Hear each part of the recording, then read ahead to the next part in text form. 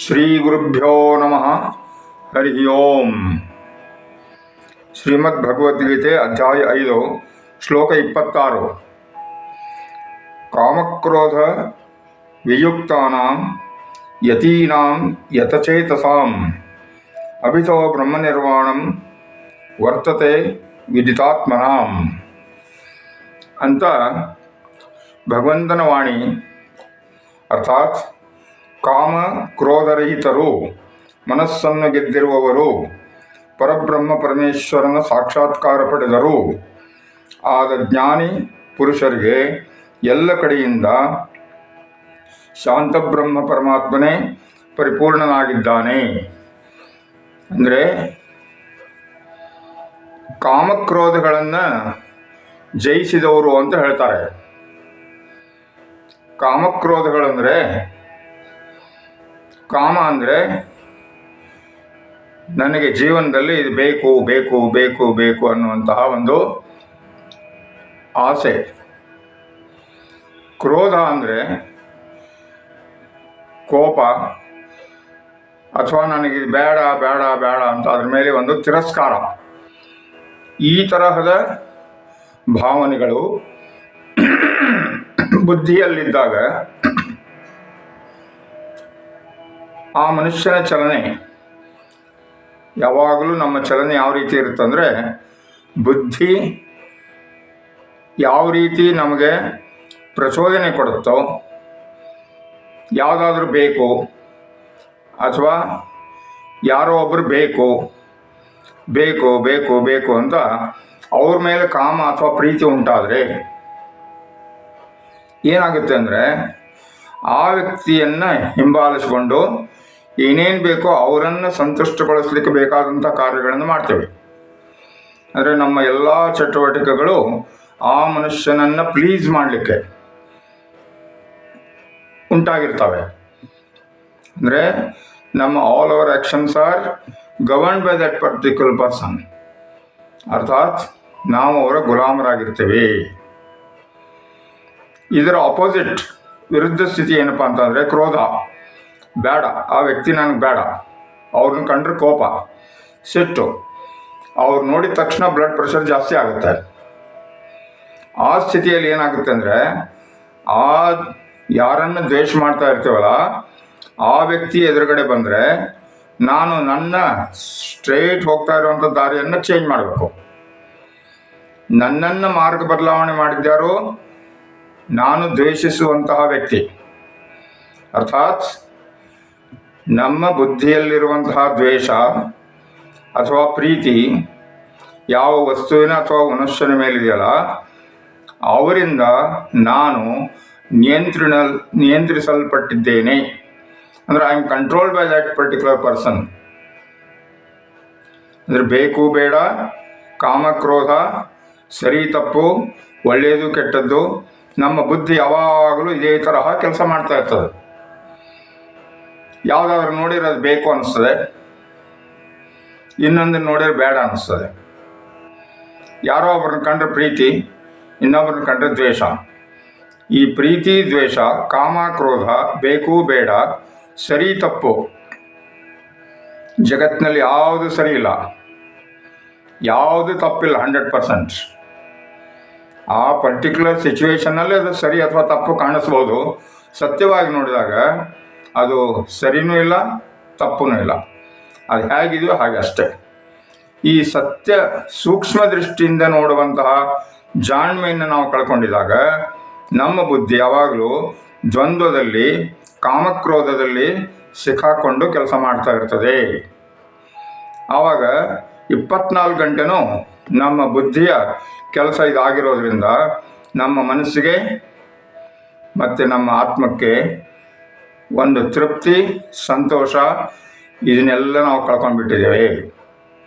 ಯಾಕಪ್ಪ ಜನರಿಗೆ blood pressure ಅಂತ ಕಾಯಿಲೆ ಬರುತ್ತಂದರೆ, ಅವರು ಸಿಕ್ಕಾಕೊಂಡಿದ್ದಾರೆ. ಸಂಸಾರದಲ್ಲಿ ಸಿಕ್ಕಾಕೊಂಡಿಲ್ಲ, ಬೇಕು ಬೇಡ ಅನ್ನೋರಲ್ಲಿ ಸಿಕ್ಕಾಕೊಂಡಿದ್ದಾರೆ. ಕಾಮಕ್ರೋಧದಲ್ಲಿ ಸಿಕ್ಕಾಕೊಂಡಿದ್ದಷ್ಟು ನಾವು ರೆಸ್ಟ್ಲೆಸ್ ಆಗಿ ಅನೇಕ ಕೆಲಸಗಳನ್ನು ಮಾಡಿ ಮಾಡಿ ಮಾಡಿ ಮಾಡಿ ಮಾಡಿ ಮಾಡಿ ಸುಸ್ತಾಗ್ಬಿಟ್ಟಿದೆ. ಕರೆಕ್ಟಾ?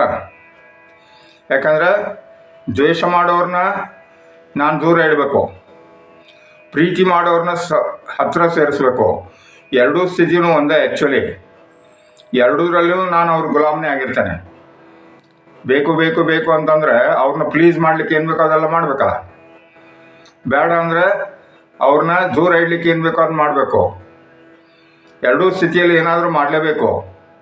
ಈ ಮಾಡೋದ್ರಲ್ಲಿ ಎಲ್ಲರೂ ಸಿಕ್ಕಾಕೊಂಡಿದ್ದಾರೆ. ಇದೇ ಕರ್ಮಬಂಧನ. ಯಾತಕ್ಕೆ ಮಾಡ್ತಾ ಇದ್ದೇವೆ ಅಂತಂದರೆ ನಮಗೆ ಅದು ಬೇಕು ಅಥವಾ ಬೇಡ ಎರಡೇ ಭಾವನೆ ಇದೆ. ಇದನ್ನು ಮೀರಿದಂಥ ಸ್ಥಿತಿ ಯಾವುದಪ್ಪ ಅಂತಂದರೆ ಬೇಕು ಬೇಡಗಳನ್ನು ಮೀರಿದ್ದು, ಕಾಮಕ್ರೋಧಗಳನ್ನು ಮೀರಿದ್ದು ಪರಮಾತ್ಮನ ಸ್ವರೂಪ. ಆ ಸ್ಥಿತಿಯಲ್ಲಿ ನಾವು ಅವರಿದ್ರೂ ಪರವಾಗಿಲ್ಲ, ಇಲ್ಲದೇ ಇದ್ರೂ ಪರವಾಗಿಲ್ಲ. So you are instantly free. ಅಂದರೆ ಸ್ವತಂತ್ರ ಆಗಿಬಿಡ್ತೀವಿ ನಾವು. ಸ್ವಾತಂತ್ರ್ಯ ಹೇಗಪ್ಪ ಬರುತ್ತೆ ಅಂತಂದರೆ ಈ ದ್ವಂದ್ವಗಳ ಆಚೆಗೆ ನಾವು ಹೋಗೋದ್ರಿಂದ ಬರುತ್ತೆ. ದ್ವಂದ್ವಗಳ ಆಚೆ ಹೋಗ್ಲಿಕ್ಕೆ ಏನು ಮಾಡ್ಬೇಕಂತಂದರೆ ಒಂದು ಕ್ಷಣ ಮೌನವಾಗಿ ಆಲೋಚನೆ ಮಾಡಿ ಯಾವ ಸ್ಥಿತಿಯಲ್ಲಿ ನಾವು ಸಿಕ್ಕಾಕೊಂಡಿದ್ದೇವಲ್ಲ ಆ ಸ್ಥಿತಿಯನ್ನೇ ಮತ್ತೆ ಮತ್ತೆ ಮತ್ತೆ ಮತ್ತೆ ಮತ್ತೆ ತಂದ್ಕೊಂಡ್ರೆ ನಮ್ಮ ಮನಸ್ಸು ಬುದ್ಧಿ ರೆಸ್ಟ್ಲೆಸ್ ಆಗಿ ಕೆಲಸ ಮಾಡಿ ಮಾಡಿ ಮಾಡಿ ನಮಗೆ ತುಂಬ ಟೆನ್ಷನ್ನು, ಸ್ಟ್ರೆಸ್ಸು, ಉದ್ವೇಗ, ಆತಂಕ, ಒತ್ತಡ, ರಕ್ತದ ಒತ್ತಡ. ಅದಕ್ಕೆ ಪರಮಾತ್ಮನ ಸ್ವರೂಪ ಏನಪ್ಪ ಅಂತಂದರೆ ಯಾವುದು ಬೇಕಂತಿಲ್ಲ, ಬೇಡ ಅಂತಲೂ ಇಲ್ಲ.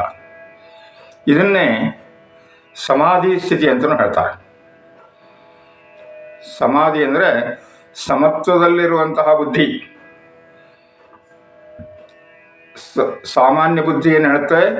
ಬೇಕು ಬೇಡ, ಸರಿ ತಪ್ಪು, ಒಳ್ಳೆಯದು ಕೆಟ್ಟದ್ದು ಹೇಳ್ತದೆ. ಆ ದ್ವಂದ್ವಗಳಲ್ಲಿ ಸಿಕ್ಕಾಕೊಂಡಿದ್ದೇವೆ. ಇಷ್ಟು ದಿವಸ ಮಾಡಿ ಮಾಡಿ ಮಾಡಿ ಮಾಡಿ ಬೇಜಾರಾಗಿದೆ ಅಂತ ಎಷ್ಟೋ ಜನ ಅದನ್ನು ಮರೀಲಿಕ್ಕೆ ಏನೇನೋ ಹವ್ಯಾಸಗಳನ್ನು ಇಟ್ಕೊಂಡಿದ್ದಾರೆ. ಅದು ಬೇಡ. ಆದರೆ ನಮಗೆ ನಮ್ಮ ಮನಸ್ಥಿತಿಯನ್ನು ದ್ವಂದ್ವಗಳ ಆಚೆ ತಗೊಂಡು ಹೋಗುವಂಥ ಒಂದು ಸಾಧನೆ, ಅದಕ್ಕೆ ಧ್ಯಾನ, ಸಮಾಧಿ ಅಭ್ಯಾಸ. ಸಮಾಧಿ ಅಂದರೆ ಸಮತ್ವದಲ್ಲಿರುವಂತಹ ಬುದ್ಧಿ. ಸಮತ್ವಂ ಯೋಗ ಉಚ್ಯತೆ. ಪ್ರತಿಯೊಂದರಲ್ಲಿನೂ ಯಾರು ನೋಡಿದರೂ ನನಗೆ ಪ್ರೀತಿ ಹುಟ್ಟಬಾರ್ದು, ದ್ವೇಷನೂ ಹುಟ್ಟಬಾರ್ದು. That is the state of equanimous intellect. ಸಮತ್ವ ಬುದ್ಧಿ. ಆ ಸಮತ್ವ ಬುದ್ಧಿ ಸಾಧಿಸಿದವನಿಗೆ ಯೋಗ ಸಿದ್ಧಿ. ಕರೆಕ್ಟಾ? ಸೊ ಯೋಗ ಸಿದ್ಧಿ ಮಾಡಿಕೊಳ್ಬೇಕಾದ್ರೆ ಯೋಗಾಸನ ಮಾಡಿದ್ರೆ ಬರೋಲ್ಲ, ಮಾಡ್ಬೋದು, but that is not the complete yoga in itself. So ultimate yoga is to cultivate the habit of going beyond the dualities. ದ್ವಂದ್ವಗಳ ಆಚೆ ಹೋಗೋದನ್ನು ಕಲ್ತ್ಕೋಬೇಕು. ಮೆಡಿಟೇಷನ್ ಮಾಡ್ತಾ ಮಾಡ್ತಾ ಮಾಡ್ತಾ ಮಾಡ್ತಾ ಬುದ್ಧಿಗೆ ತರಬೇತಿ ಏನಾಗಬೇಕಂತಂದರೆ ನನಗೆ ಯಾರು ಪ್ರೀತಿಯವರಿಲ್ಲ, ಯಾರು ದ್ವೇಷಿಕರಿಲ್ಲ ಅಂತ ನಾನು ನಿರ್ಲಿಪ್ತನಾಗಿರಬೇಕು. ಆ ನಿರ್ಲಿಪ್ತ ಭಾವನೆ ಒಂದು ಯೋಗಿಯ ಮನಸ್ಥಿತಿ. ಆವಾಗ ನಿಮ್ಮ ಮನಸ್ಸು ಶಾಂತವಾಗಿಬಿಡ್ತದೆ. ಕರೆಕ್ಟಾ? ಪರಮಾತ್ಮನ ಸ್ವರೂಪ ಅಂತ ಹೇಳಿದ್ದಾರೆ.